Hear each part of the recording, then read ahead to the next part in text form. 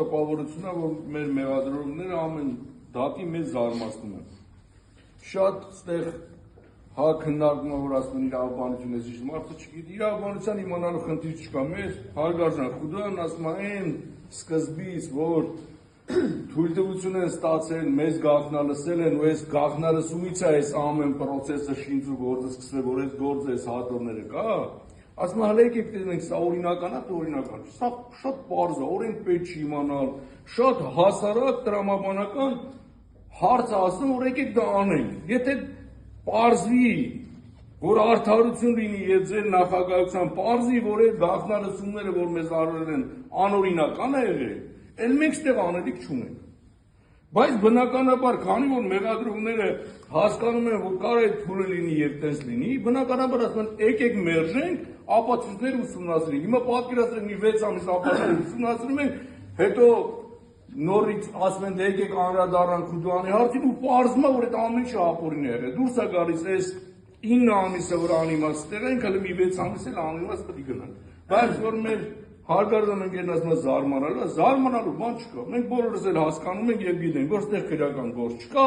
սա ժամանակի ձգում է, պետք է ձգենք մինչեւ հունիսի 7-ը, հունիսի 7-ից հետո նոր կթույլատրենք, կպարզի, որ ստեղ գործ չկա։ Այս զարմանքը, որ միշտ կա, դա զարմանք չի, դա ընդհանրապես ծրագիր է, որ պետք է իրականացվի։ Սարգսյան Արտուրը հունիսի 7-ին ընտրություններ է, մինչեւ հունիսի 8-ը պետք է մնա տնային կալանքի տակ։ Սրբազանը պետք է մնա կալանքի տակ, որտեւ սա է խնդիրը։ Խնդիրը դրված է ի սկզբանե, որ մեկ-մեկ sense